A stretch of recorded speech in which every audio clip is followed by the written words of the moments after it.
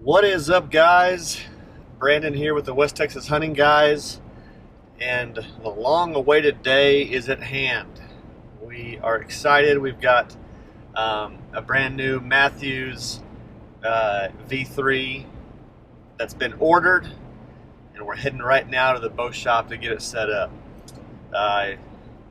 With COVID and everything else, a lot of the orders got kind of bumped to the back, but we've been waiting for a couple months for this. Got notified by our local bow shop, Trader Bows, here in Lubbock, Texas, that it's in, and we are getting excited to head over there and get it set up. It's going to be a totally new setup, all new components, kind of start from scratch. Mostly just wanted to be able to come to you guys with a video to show all the ins and outs of building a bow. And since I am definitely no bow expert or bow tech, our guys over here at Trader Bows are going to hook us up. So stay tuned. Should be a good informational and entertaining video about this new V3 27 setup. So stay with us.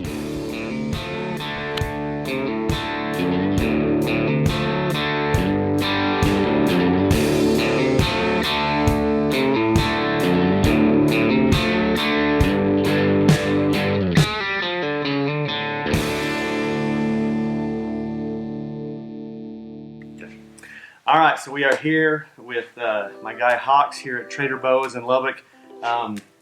Ordered the new Mathews V3 27 a few months ago. They called me up last week that it's in, so we are here to get it all set up. Super excited. So Hawks, tell us a little bit about the 27 here. Absolutely, this is definitely one of my favorite bows for this year. I've always been a big Mathews fan. Ask anybody that's come through the shop. So. But this bow is just ultra quiet, ultra dead in the hand. It's a whitetail hunter's dream. Being 27 inches axle to axle, personally, I felt like it shot better than the 31 even really did as well. Right. So it's a great shooting bow, plenty fast. He's shooting at 70 pounds, 27.5 inch draw, so I don't think you're having any problems with it, that's for sure. And I was told that this bow will make you a super good hunter. So. Yeah, time will tell, I guess. We'll let you be the first. We'll edit out all the bad shots and it'll be fine. That's right. And we're going with the Hamskea Hybrid Hunter Pro. Yep. We were talking about limb-driven versus cable-driven. Limb-driven seems to be a pretty popular move these days. Absolutely, yeah. We really push, I don't want to say push, but really enjoy the limb-driven rests. Coming out of our shop, just got a lot better luck with them being more consistent air apply, less chance of failure, and then they also, your arrow actually stays on that rest longer through flight, because that rest is actually pulled down by the limb rather than just the cable, and so it just helps it a little bit more accurate, but not to say there's anything wrong with cable driven, for sure. Just our preference is always going to be this a little bit easier to set up, but ours is better. So that's right, yeah.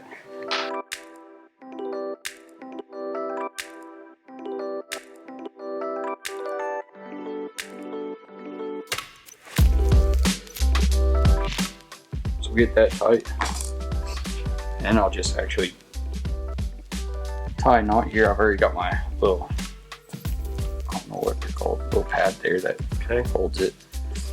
And that keeps it from sliding up and down the limb. Yeah. Especially on these Mathews bows with those parallel and beyond parallel limbs, you want it as close to the end of the limb as possible.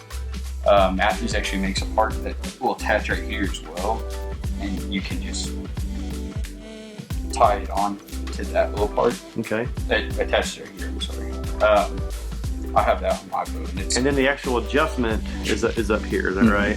Yep, so obviously there's a lot of slack in that, so we'll pull this all the way down. Okay. And that's what I like about these limb drivens is I typically pull this to where that spring is stretched to about 1/8 of an inch. So right there, it's right there, and I want to stretch it to about 1/8 of an inch stretched. All right, so now we kind of got that stuff going. Go ahead and run through your sight. So you run with the HHA Optimizer Lite. Right. Really great. I thought a single pin would be good for a lot of the stuff that we do.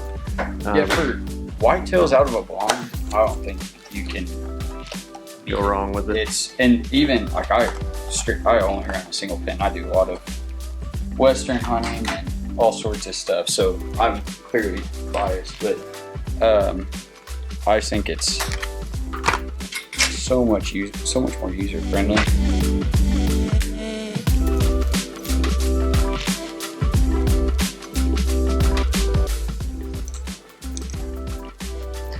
Now on this one, is there, like, does it kind of mount to one position, that's where it is, or is there a eye relief up and back on this one? Is it? You have a little bit of wiggle room here. I always start them a little bit further out. Okay.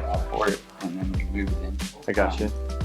Because I would rather it be smaller in your peep to start, and then we move it a little closer. I got you. To really fill out that peep. Then vice versa. Rest is on, sight is on. I'm gonna throw these stabilizers on right quick. You do want to do the quiver as well? Yeah. Alright. So and we went with the Bee Stinger Micro Hex stabilizers. We had talked, and you mentioned you like the Micro Hex a little bit because of wind drag. Yeah, a little lower profile maybe. Absolutely. A little less wind drag out here in West Texas. We blow and go. So we went with a 10-inch front and an 8-inch side. Tell me kind of like the thought process on that. Yes, like I like to use that front bar to get that weight kind of out there. And I usually don't run much on the front. So like I usually do like a 2-to-1 ratio. Like if I'm running 2 ounces on the back, I'll run 1 for every 2 I have on the back, essentially.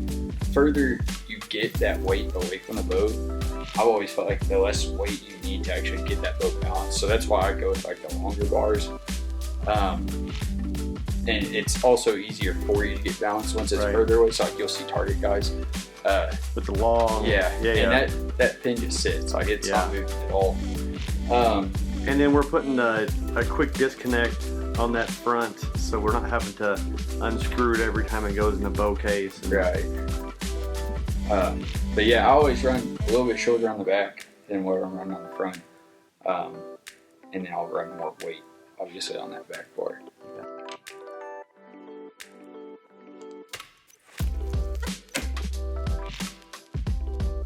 Looks pretty dang good. Looks really good.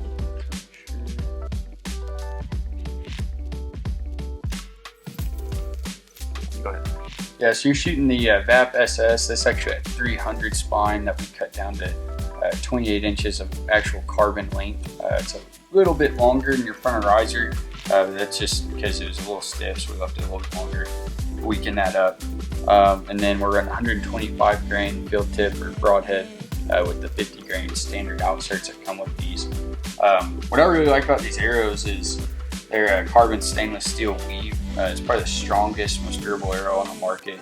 And then these come in at about 16% FOC or front of center, which you're gonna rock anything. That's perfect, right where we really like to see it. A little bit higher, but that's really good. And then your overall arrow weight's about 477 grains.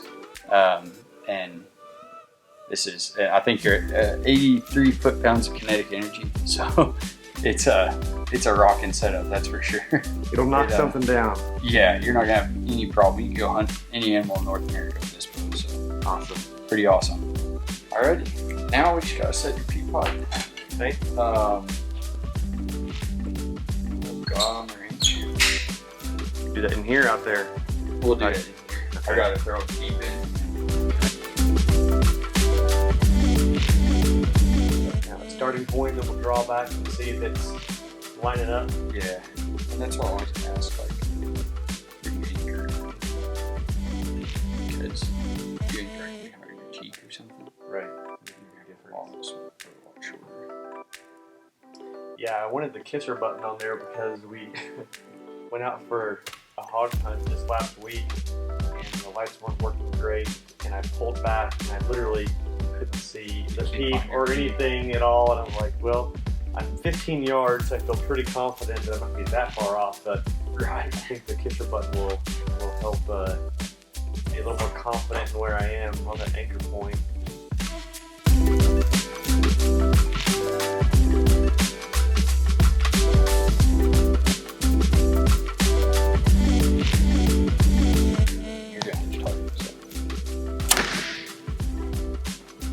Sweet. That's awesome.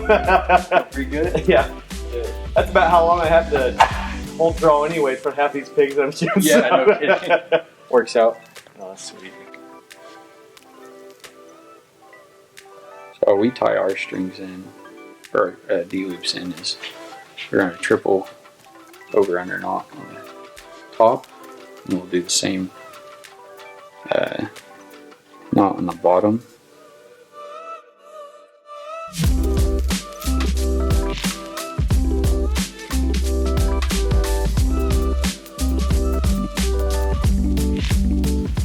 All I'm going to do is just get down and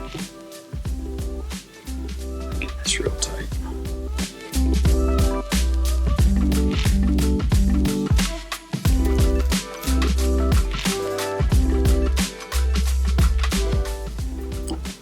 I do all that work and then cut the wrong string. Not a fun part. Go put a few arrows through it. That's right. Alrighty, so we'll go ahead. I'll probably shoot one through paper and then have Randy shoot one. And we'll kind of tweak his form, stuff like that. Make sure we blow a hole. We got a lot of form to tweak. I'd rather have a blank slate. Right. So we'll go ahead.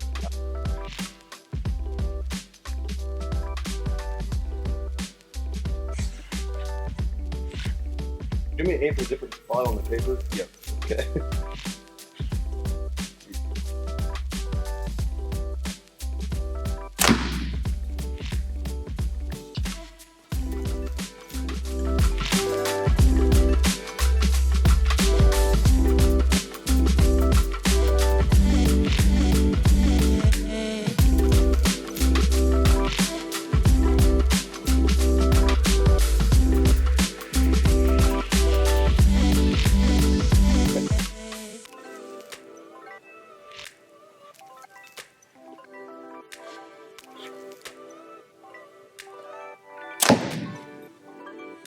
Shooting the same hole.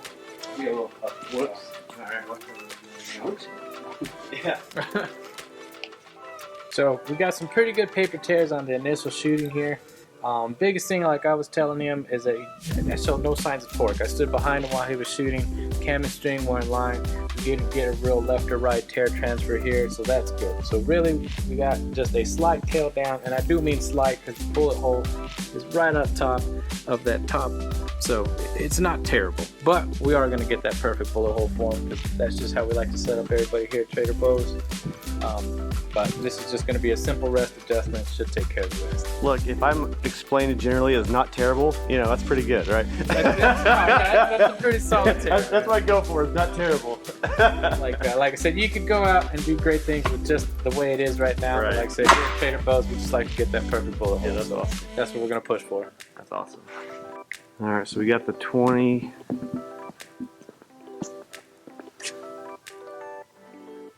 Not too bad. All right, so we did it. We set up the new Mathews V3. Honestly, couldn't be more excited about it. These guys, Rob and Hawk, special thanks to them. They know everything there is to know about bows. So if you guys are ever in the Lubbock area or look them up online, these guys can definitely take care of you. But really excited to get out there and hammer some hogs with this thing. Also, as a little side deal, I ended up switching releases while I was here as well. Went with the Scott Archery Sigma release.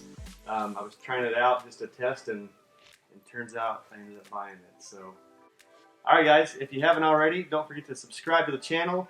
Follow us on Instagram at West Texas Hunting Guys. We'll be out there shooting the new V3 all the rest this year. So, see you soon.